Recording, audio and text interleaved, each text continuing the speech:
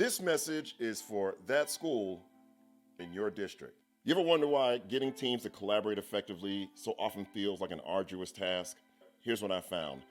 Many more are increasingly getting the compliance part right, but we're falling short on the commitment part. So the compliance part is making sure we have a why in place, making a case for change, building shared knowledge around the power of collaboration, putting structures in place where teachers have time built into their contracted duty day to come together around improving student learning and teacher learning. Here's where we fall short. It's the commitment part. Somehow when we get into schools, we forget how teams are built. Collaboration is defined this way. It's a group of people working interdependently around a common goal for which they're held mutually accountable. And the big piece I see missing in team after team is this. What makes your collaborative teams interdependent? And I know many of you are thinking, hey, we're about kids, because we have a passion for kids, because that's the moral imperative. And I'm here to tell you, the moral imperative is not enough.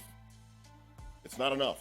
We've got to operate with teams the way we operate with teams outside of school. Sports teams are held together because every person's contribution affects the outcome. But on a typical collaborative team in schools, here's what I find. We don't have short-term sense of urgency, SMART goals that compel us to come together. The kind of SMART goals that can only be accomplished through our collective effort. Let's say my teammate is Woodrow, and Woodrow's not pulling his weight. I know doggone well he ain't talking about me.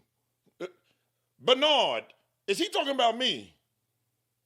No, not Calvin, the big one. The one I told you remind me of Sugar Bear. While Woodrow's not doing his part, it's not affecting my final product. We've got to organize teams around interdependent goals that compel them to connect with one another, to ask for help, to offer best practice, because it affects everyone's final outcome. We need the moral imperative there, but the moral imperative is not what makes a team. It's interdependence.